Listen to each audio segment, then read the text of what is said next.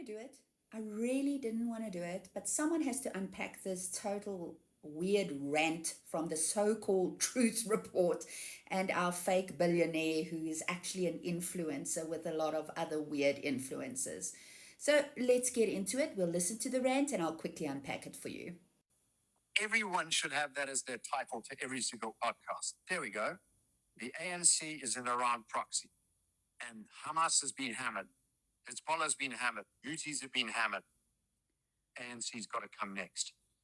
And I welcome the US and other allies turning the spotlight onto Cyril Ramaphosa, Fikile Mbalula, Naledi Pandor, Imtiaz Suleiman, and other nasty Iran proxy, anti-Semites, anti-West, anti-Judeo-Christian, anti-civilization monsters. They are proxies. And there are too many, there's too much smoke without fire. Phala Phala, where did that money come from? Cyril, you need to be investigated. Paying the ANC's bills at the last minute. All these lunatic ANC generals and other monsters like Naledi going to Iran with empty suitcases and coming back with full suitcases. The ANC is on the payroll of the mullahs in Iran. And look at the links with MTN. Cyril was chairman of MTN at the time. All right, let's just highlight from the beginning. This is definitely not analysis. It's what happens when someone binge watches geopolitics on a conspiracy theory TikTok feed and then decides they're ready to brief the country. Calling the African National Congress, the ANC, an Iran proxy with zero evidence and then declaring end of story, you must put it on all your podcasts, isn't commentary. It's the intellectual version of playing chess with someone and then you kick over the board and you declare yourself the winner. Apparently, according to Rob Herself and the Truth Report, it's a very unfortunate name for them. The logic is South Africa has diplomatic relations with Iran, therefore the government must be Tehran's puppet. So by that standard, because South Africa also has diplomatic relationships with the United States, with China, with Russia, even with Israel, though strained, the country must somehow be a proxy for half the planet at the same time. That's truly groundbreaking geopolitical analysis. And then comes the predictable drama. Lumping the ANC together with Hamas, Hezbollah, and the Houthi movement as if a political party that is part of the Government of National Unity of South Africa is, somehow the same as an armed militant group or freedom fighters. Come on, that's not serious commentary. That's the geopolitical equivalent of pointing at everyone in the room and saying, bad guy, bad guy.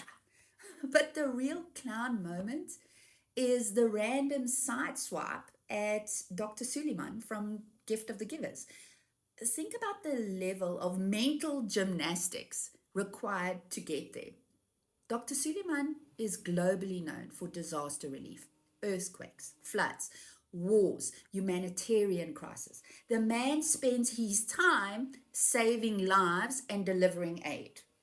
And somehow, in this particular rant, he's part of an Iranian proxy network. That tells you everything you need to know about the credibility of the Truth Report.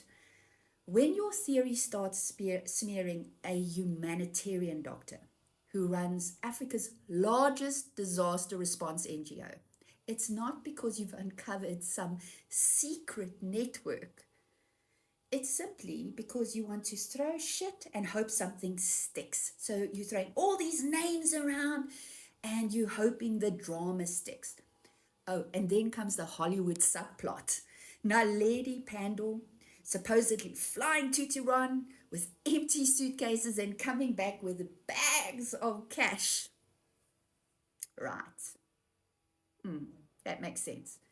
So now South African diplomacy is apparently a budget spy movie. No documents, No reporting, no sources, no whistleblowers, just vibes. Just a story that sounds like it was cooked up in a Telegram group at 2 in the morning or after a very good party with a lot of trays of white stuff going around. This one gets repeated a lot, so let's slow this down for a second. The MTN story.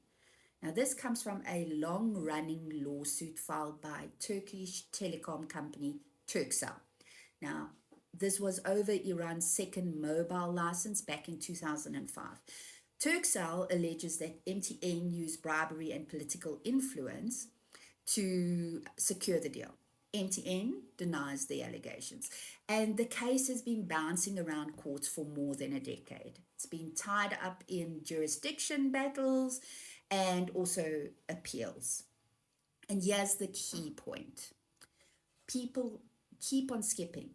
No court has actually ruled on the bribery allegations themselves, but online, because it's quite a complicated corporate dispute, it becomes turned into proof that South Africa is part of the Iranian proxy network. It's not evidence, man. That's people turning a telecom lawsuit into a geopolitical conspiracy.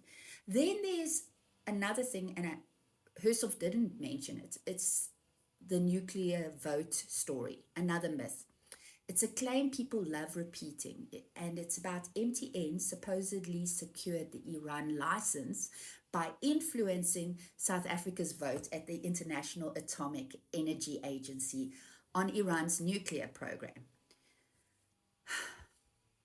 Thing here is, South Africa didn't vote.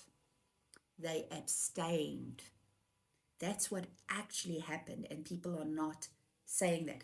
Not only that, years later, South Africa actually voted with the international community. How is that going to, tie into the story? Oh, and then there's the other story about Phala Phala that he brought in there. It was the weirdest thing. So, yes, that particular controversy needs investigation. There should be questions. And yes, the ANC can be criticized. But honestly, are we now tying the money in the couch to Iran? And the big giveaway is the language. Okay, so anti-civilization monsters, Iran proxies, anti-Judaic Christian. That's not policy criticism. That's culture war hysteria. And it's dressed up as foreign policy analysis.